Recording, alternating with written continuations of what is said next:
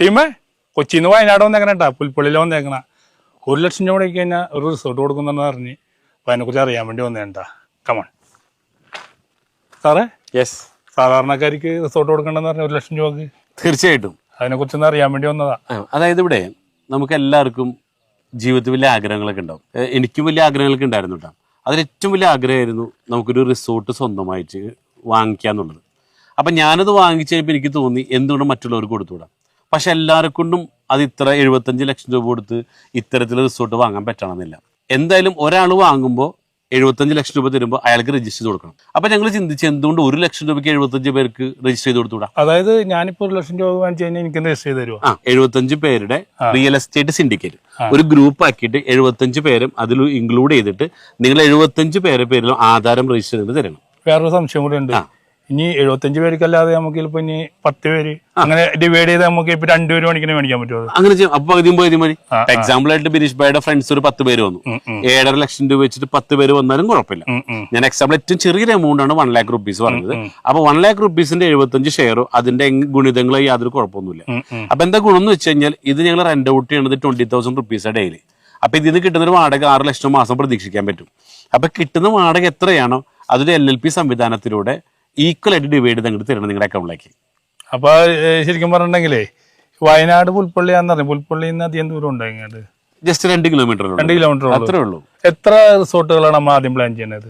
ഇത് മൊത്തം ഞങ്ങളുടെ പ്രൊജക്ട് മൊത്തം വരുന്നത് 1400 ഏക്കറാണ്. അപ്പൊ ഇതിൽ ഈ പ്രൊജക്ട് എന്ന് വെച്ചാൽ 5 ഏക്കറിലാണ് വരുന്നത്. ഈ പ്രൊജക്ട് 5 ഏക്കറിൽ ഞങ്ങൾ 90 കോട്ടേജസ് ആണ്. അപ്പൊ ഈ 90 കോട്ടേജസിനും പ്രത്യേകതകളുണ്ട്. ഇപ്പൊ ഈ നിൽക്കുന്ന കോട്ടേജിന്റെ പ്രത്യേകത വേറൊരു മൂഡിൽ ഉണ്ടാക്കിയിട്ടുള്ളത് മാത്രമല്ല, ഇതിന്റെ ഏറ്റവും വലിയ പ്ലസ് പോയിന്റ് ഇതിലൊരു നമുക്ക് രാവിലെ ഉറക്കത്തിൽ നിന്ന് എഴുന്നേറ്റ് കണ്ണു തുറക്കുമ്പോൾ തന്നെ വേണമെങ്കിൽ സ്വിമ്മിംഗ് പൂള് കാണാം. ഓക്കെ, അത് നമ്മളെ ബെഡിൽ ഇരുന്നുകൊണ്ട് തന്നെ അതോടൊപ്പം തന്നെ വെള്ളച്ചാട്ടം കാണാൻ പറ്റും. നമ്മുടെ ഈ റൂമിൽ ഇതൊക്കെ ഇൻക്ലൂഡിങ് ആണെന്ന് അർത്ഥം. നമ്മളെ ഫാമിലി ആയിട്ടൊക്കെ വരുമ്പോ നമ്മള് സ്ത്രീകളൊക്കെ ഉണ്ടാവുമല്ലോ, ഇപ്പോഴും നമ്മൾക്ക് ഒരു പ്രൈവറ്റ് പൂളൊക്കെ ഇട്ടിക്കഴിഞ്ഞാൽ അവർക്ക് അതാണ് ഇഷ്ടം.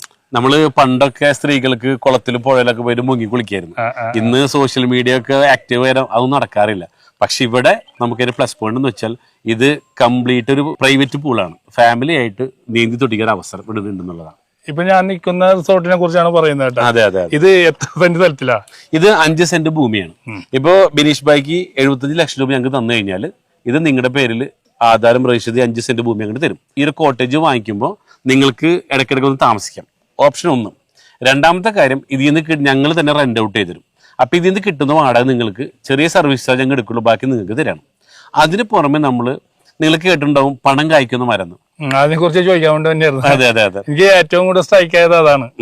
അത് നമ്മൾ കാരണന്മാരൊക്കെ പറഞ്ഞിട്ടുണ്ട് നിന്റെ അച്ഛനും പണം കായ്ക്കുന്ന മരം ഉണ്ടോന്ന് ചിലപ്പോൾ അമ്മ ചോദിച്ചിട്ടുണ്ടാവും അല്ലെ. അപ്പൊ എന്താണ് ഈ പണം കായ്ക്കുന്ന മരം ഇതുവരെ നമുക്ക് മനസ്സിലായിട്ടുണ്ടാവില്ല. പക്ഷെ പണം കായ്ക്കുന്ന മരം എന്ന് പറഞ്ഞാൽ അത് സാൻഡൽവുഡാണ്. അപ്പൊ ഞങ്ങളിവിടെ ചെയ്യുന്നത് വെച്ച് കഴിഞ്ഞാൽ ഓരോ 5 സെന്റ് ഭൂമിയിലും ഇപ്പൊ ഈ കോട്ടേജ് പണിതിട്ട് കുറെ സ്ഥലം ബാക്കിയുണ്ട്. ഇവിടെ ഞങ്ങളൊരു 16 ചന്ദനത്തെ പ്ലാന്റ് ചെയ്യണം. ഇതിന്റെ പ്ലസ് പോയിന്റ് എന്ന് വെച്ച് കഴിഞ്ഞാൽ 10 മുതൽ 15 വർഷം കൊണ്ട് ഇത് മെച്യൂരിറ്റി ആവും. ഇത് മെച്യൂരിറ്റി എത്തുമ്പോൾ ഇത് ഗവൺമെന്റിലേക്ക് അവരൊന്ന് മുറിച്ചുകൊണ്ട് പൊക്കോളും. അപ്പൊ ഇന്നത്തെ റേറ്റ് അനുസരിച്ച് നമുക്ക് ഒരു മരത്തിന് കിട്ടുന്ന നമ്മുടെ 8 ലക്ഷം രൂപയാണ്. അപ്പോൾ ഒരു 16 മരങ്ങളുണ്ട്. അപ്പൊ നിയറസ്റ്റ് ഒരു 1.5 കോടിക്ക് അടുത്ത് നമുക്ക് ഇതിന് റവന്യൂ കിട്ടും. പക്ഷേ ഇതിന്റെ ഹൈലൈറ്റ് എന്ന് വെച്ച് കഴിഞ്ഞാൽ ഇതിന്റെ റേറ്റ് ഒരു 6 മന്ത് കൂടുമ്പോഴും വർദ്ധിച്ചുകൊണ്ടിരിക്കുന്നു. അപ്പൊ ഗവൺമെന്റ് കണക്ക് പ്രകാരം ഒരു 10 വർഷം കഴിഞ്ഞാൽ ഒരു മരത്തിന് 25 ലക്ഷം രൂപ കിട്ടും.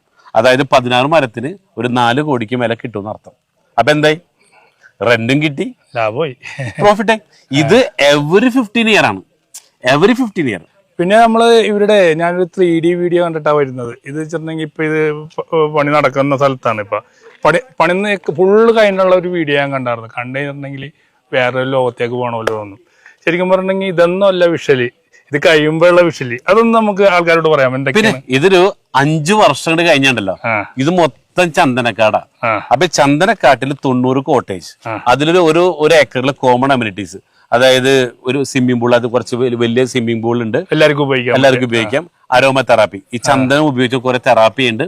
പിന്നെ നമ്മുടെ മിനി സൂ കുട്ടികൾക്ക് കാണാനൊക്കെ ആയിട്ട്, പിന്നെ അവർക്ക് കിഡ്സ് ഏരിയ, അങ്ങനെ ഒരുപാട് ഫെസിലിറ്റീസും വലിയൊരു റെസ്റ്റോറന്റ് കണ്ടിരുന്നതില്ല. തീർച്ചയായിട്ടും. അതിന്റെ പ്ലസ് പോയിന്റ് എന്ന് പറയും, അത് ഭൂമിയുടെ അടിയിലാണ്.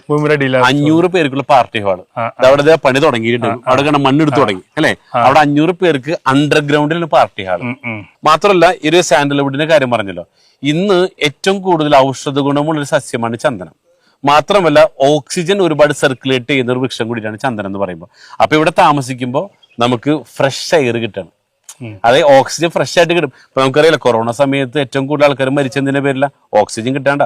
ഇവിടെ വരുമ്പോൾ ഗുണം എന്താ, നമുക്ക് ഒരുപാട് ഓക്സിജൻ നമുക്ക് ഇവിടെ സേവ് ചെയ്യാൻ പറ്റും എന്നുള്ളതാണ്. അത്രയൊക്കെ ഔഷധ ഗുണം ഉണ്ടായിനി. നമ്മളെ ചരിത്രം പഠിക്കുമ്പോൾ പണ്ട് ടിപ്പു സുൽത്താൻ നമ്മുടെ രാജ്യം ഭരിച്ചിരുന്നപ്പോൾ അന്ന് രാജകീയ വൃക്ഷമായിട്ട് അന്ന് കൺസിഡർ ചെയ്ത മരമാണ് ചന്ദനം. അത്രയ്ക്ക് ഔഷധ ഗുണമാണിത്. അതായത് ഇങ്ങനെ പറയുന്നുണ്ട്, ഇപ്പൊ ബിനീഷ് ഭായി കോവളത്ത് പോകാറില്ലേ? കോവളത്ത് പോകാറുണ്ട്. എന്തിനാ കോവളത്ത് പോണേ? മദാമനക്കാണ്. അപ്പൊ ഈ മദാമകൾ എന്തിനാ ഇവിടെ വരണമെന്ന് അറിയോ? എന്തിനാ? അതായത് അവര് അവിടെ എന്തിനാണ് ഈ കടപ്പുറത്ത് വന്ന് അങ്ങനെ കിടക്കണം എന്ന് വെച്ചാൽ മിക്ക ആൾക്കാർക്ക് അറിയില്ലത്. അതായത് അവരെ നാട്ടില് വിറ്റാമിൻ ഡി കിട്ടില്ല. അപ്പൊ ഇവിടുത്തെ സൂര്യപ്രകാശത്തിന് വിറ്റാമിൻ ഡി കിട്ടും. ഇതേപോലെ തന്നെ ഇന്ന് ലോകത്തില് ഇത്രയും ഓക്സിജൻ സർക്കുലേറ്റ് ചെയ്യുന്ന ഒരു വൃക്ഷം വേറെ ഇല്ല. ഈ ഒരു പ്രൊജക്ട് ഇന്ന് ലോകത്തിൽ വേറെ എവിടെ ഇല്ല. അത് കിട്ടണമെങ്കിൽ അവര് കടപ്പുറത്ത് കോവളത്ത് വരണ പോലെ നാളെ എന്ത് ചെയ്യേണ്ടി വരും, ലോകത്തിലുള്ള ആളുകള് ഇത്തരത്തില് അല്ലെ ഒരു നല്ല ക്ലാരിറ്റി ഉള്ള ഓക്സിജൻ കിട്ടണമെങ്കിൽ ഇവിടെ വരേണ്ടി വരും. അതാണ് എന്റെ പ്രത്യേകത. പിന്നെ ഞാൻ മനസ്സിലാക്കിയെടുത്തോളൂ, എനിക്ക് തോന്നുന്നു കേരളത്തിലെ ഒട്ടുമിക്ക റിസോർട്ടുകളിൽ ഞാൻ താമസിച്ചിട്ടുണ്ട്. അപ്പൊ ഇപ്പൊ സാറ് പറയുന്ന പോലെ സീസൺ ആണ് റിസോർട്ട്. ചില മാസം ഞാൻ ഉദ്ദേശിക്കുന്ന ഒരു 10 ദിവസമൊക്കെ പോയാലും പൈസയല്ലേ?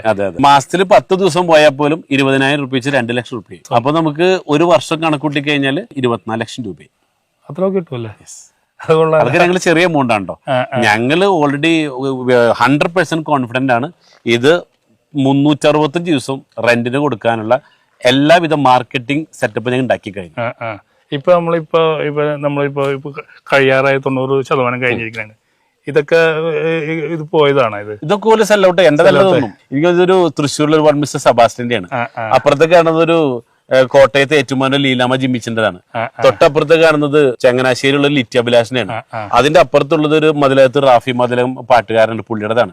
ഇതൊന്നും ഓക്കെ പറയുമ്പോ എന്താണ് റിസോർട്ടിന്റെ ഓണറാണ്. പക്ഷെ ഇതൊക്കെ ഓരോരുത്തർക്കും അതിന്റെ ലാഭം കൊടുക്കാൻ വേണ്ടിയിട്ട് റെഡി ആയി നിൽക്കണം ഇവിടെ. അതൊക്കെ 1 ലക്ഷം രൂപ മുടക്കി കഴിഞ്ഞിട്ടുണ്ടെങ്കിൽ ഈ റിസോർട്ടിന്റെ നമുക്ക് ഒരു മുതലാളിയാകാം. അപ്പൊ ഇപ്പൊ എനിക്ക് തോന്നുന്നു 75 പേരുണ്ടാവും ഇതില്. 75 പേര്. അതെ, ഞാനിത് ഇതിൽ നേരത്തെ പറഞ്ഞില്ല സെബാസ്റ്റ്യൻ.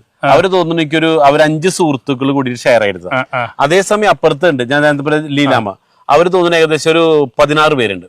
അങ്ങനെ വ്യത്യസ്തമായിട്ട് ഓരോരുത്തരും അവര് തന്നെ ചെയ്തു തരും. ഇനി ബാക്കി പറ്റിയില്ലെങ്കിൽ എന്ത് ചെയ്യും, ഞങ്ങൾ തന്നെ സെറ്റ് ആക്കി തരുന്നുണ്ടോ. ഇപ്പൊ നിങ്ങൾ 1 ലക്ഷം റുപ്പീസ് ഉള്ളൂ, ബാക്കി 74 പേര് ഞങ്ങൾ റെഡി ആക്കി തരാട്ടോ. അതും കുഴപ്പമില്ല, അങ്ങനെയുണ്ടല്ലോ. നിങ്ങൾ തന്നെ കണ്ടെത്തണമെന്നില്ല. അതുകൊണ്ട് കേട്ടോ മലയാളികൾക്ക് ഏറ്റവും വലിയ സഹായം എന്ന് പറഞ്ഞാൽ EMI ആണ്. നമുക്ക് EMI ഇതുപോലെ ബാങ്ക് ലോൺ അങ്ങനെ എന്തെങ്കിലും ഉണ്ടോ അതില്? ഇത് ഓൾറെഡി ബാങ്കിൽ നിന്ന് ലോൺ എടുക്കാനുള്ള സൗകര്യം നമ്മൾ ചെയ്തു തരുന്നുണ്ട്. പക്ഷെ ഞങ്ങൾ പറയുന്നറിയോ, എന്തിനാ വെറുതെ ബാങ്ക് ലോൺ എടുക്കണേ, ഇതുള്ള പൈസക്ക് ഷെയർ എടുത്താൽ പോരെ. ഞങ്ങൾ അതിന് വേണ്ടിയിട്ടാണ് ഇങ്ങനെ ചെയ്തിട്ടുള്ളത്. ബാക്കി നമ്മൾ കിട്ടുന്ന പൈസ കൊണ്ട് ബാങ്കിൽ കൊണ്ട് നടക്കണം. എന്തിനാ പലിശ കൊടുക്കണം, ബാധ്യതകൾ കുറക്കാം നമുക്ക്. എന്തിനാ വെറുതെ വേണ്ടാതെ നിൽക്കണേ. നിങ്ങൾക്ക് 1 ലക്ഷം ഉണ്ടോ 2 ലക്ഷം ഉണ്ടോ, അതിന് ഷെയർ എടുത്തോ. പിന്നെ നമുക്ക് എന്ത് ചെയ്യാം, ഇതിന്ന് വാടക കിട്ടുമ്പോ വീണ്ടും റീഇൻവെസ്റ്റ് ചെയ്തോ. എല്ലാവരും പേടി എന്താണെന്ന് അറിയാമോ, വയനാട് വന്നിട്ട് എന്ത് വിശ്വസിച്ച് ഇതുപോലത്തെ റിസോർട്ടൊക്കെ മേടിക്കും.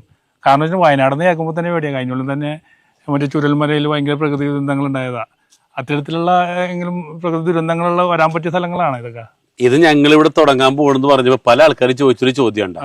ഈ വയനാട് ജില്ല നിൽക്കുന്നത് ഏകദേശം 5 ചുരത്തുമ്പലാണ്. അതിൽ മെയിൻ ആയിട്ടുള്ള ഒന്നാണ് താമരശ്ശേരി ചുരം, ഒന്ന് കുറ്റ്യാടി ചുരം, മറ്റൊന്ന് നാടുകാണി ചുരം. ഈ പറഞ്ഞ ചുരങ്ങളൊക്കെ ഓൾറെഡി റെഡ് സോണിലാണ്. അതായത് 20% ഏരിയയുടെ ഭാഗമുള്ളത്. ബാക്കി നമ്മൾ മുകളിലേക്ക് വന്നു കഴിഞ്ഞു.